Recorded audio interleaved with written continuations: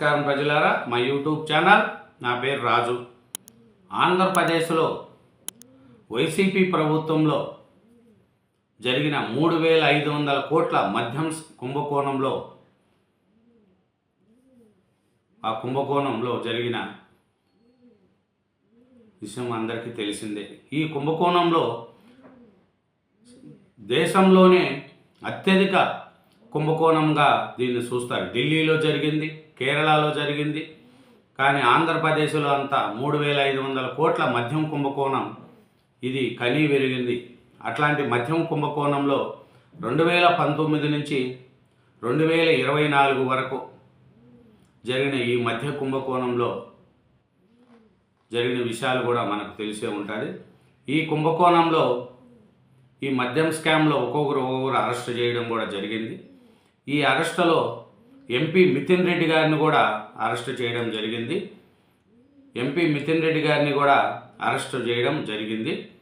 మితిన్ రెడ్డి గారికి బెయిల్ మంజూరు చేశారండి. ఈ పలు షరతులతో మంజూరు చేసింది మితిన్ రెడ్డి గారిని. బెయిల్ మంజూరు చేసింది. రాజమండ్రి జైలు నుంచి కూడా విడుదలయ్యారు. చూసుకుంటే ఈయన జూలై 19వ తేదీన సిట్ అధికారులు మితిన్ రెడ్డి గారిని అరెస్ట్ చేశారు. 71 రోజుల పాటు రిమాండ్ ఖైదుగా ఉన్నారు మన మితిన్ రెడ్డి గారు. ఈయన మీద ఆధారాలు ఏమిటంటే, మద్యం కుంభకోణంలో ఏపూర్ నిందితుడుగా ఉన్న రాజంపేట ఎంపీ మితిన్ రెడ్డికి విజయవాడ ఏసీబీ కోర్టు సోమవారము బెయిల్ మంజూరు చేసింది. దీనికి సంబంధించిన తీర్పును న్యాయాధికారి పి భాస్కర్ రావు వెలువరిచారు. 2 లక్షల పూచీకత్తును సమర్పించాలని, సోమవారం శుక్రవారం ఉదయం 10 నుంచి సాయంత్రం 5 గంటల్లోపు సిట్టు ఎదుట హాజరు కావాలని, అనుమతి లేకుండా దేశం విడిచి వెళ్ళరాదని, కేసు గురించి బయట మాట్లాడొద్దని, landline, Aadhaar card, mobile number కోర్టులో ఇవ్వాలని షరతు విధించింది. చూడండి, ఈ మద్యం కుంభకోణం ఆంధ్రప్రదేశ్లో జరిగితే చాలా పెద్ద కుంభకోణం. అట్లాంటి ఈ మద్యం కుంభకోణంలో ఒక్కొక్కటి మనం చూసుకుంటా పోతే చాలా ఈ కుంభకోణం గురించి మనం మాట్లాడుకుంటా పోతే చాలా ఉన్నాయి. ఎందుకంటే ఈ కుంభకోణం ఎట్లా ఆడితే ఏమి పరిస్థితి అని మనం చూసుకుంటే,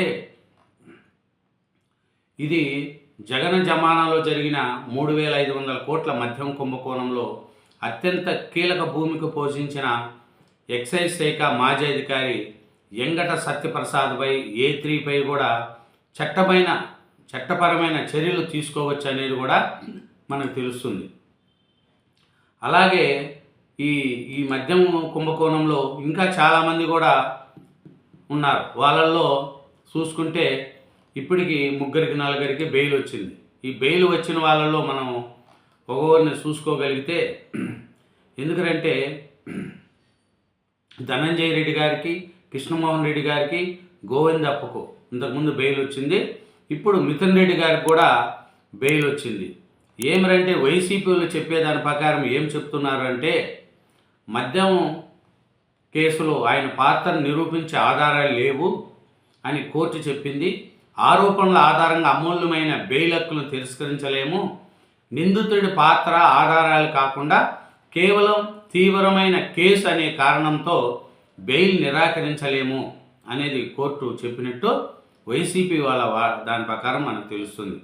మాస్టర్ మైండ్ అనేందుకు ఎలాంటి ఆధారాలు లేవు. సహనిందితుల వాంగ్మూలాల ఆధారంగానే ఆరోపణలు. ఆ వాంగ్మూలాలకు ఎలాంటి ఆమోదయోగ్యత లేదు. మా ముందుంచిన ఆధారాలు స్వతంత్రమైనవి కావు. ముడుపులు వసూలు చేశారన్న ఆరోపణలు నిరాధారం. నేరపూరిత కుట్రకు సైతం ఆధారాలు చూపలేకపోయారు. సాక్ష్యాలు తారుమారు చేసినట్లు కూడా ఆరోపణలు లేవు. అనుమానాలతో నిరవధికంగా కస్టడీలో ఉంచలేమంటూ బెయిల్ మంజూరు చేసిన న్యాయస్థానం రాజమహేంద్రవరం జైలు నుంచి మితిన్ రెడ్డి విడుదల.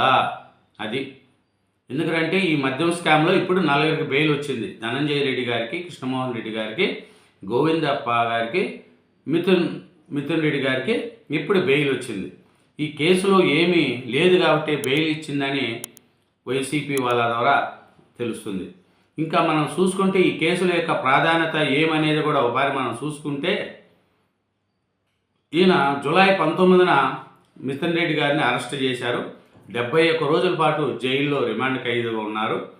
మళ్ళీ చూసుకుంటే మిథున్ రెడ్డి గారు విడుదలైనప్పుడు కూడా జైలు వద్ద వైసీపీ నాయకులు హల్చల్ చేశారు. ఏమరంటే 50 కార్లు 200 పైగా బైకులతో ర్యాలీ చేశారు. ఇది మిథున్ రెడ్డి గారు రిలీజ్ అయినారని. ఇప్పుడు ఏమంటే రాజకీయ నాయకులు ఎవరైనా సరే జైలు నుంచి విడుదలవుతామంటే స్వతంత్ర సమరవేదులు లెక్క వాళ్ళకు స్వాగతాలు పలుకుతారు. ఒక నలుగురు కాదు, ప్రతి ఒక్కరూ. ఎగ్జాంపుల్ రేవంత్ రెడ్డి గారు, చంద్రబాబు నాయుడు గారు కావచ్చు, జగన్మోహన్ రెడ్డి గారు కావచ్చు, ఇట్లా మిథున్ రెడ్డి గారు కావచ్చు, ఇంకా ఎవరైనా జైలు పోయి వస్తే వాళ్ళకు స్వాగతాలు పలకడం కూడా జనాల్లో అలవాటు అయిపోయింది. ఎందుకంటే అదే సామాన్యుడు జైలుకి పోతే వాడు దొంగ అంటారు. మళ్ళీ వీళ్ళందరూ జైలుకి వచ్చిన వాళ్ళంతా ఎవరు ఏమనేది కూడా జనం కూడా చూసుకోవాలా. అట్లే మిథున్ రెడ్డి గారు జైలు వద్ద మొత్తం వైసీపీ వాళ్ళంట 50 కార్లు 200 బైకులతో ర్యాలీ చేశారంట.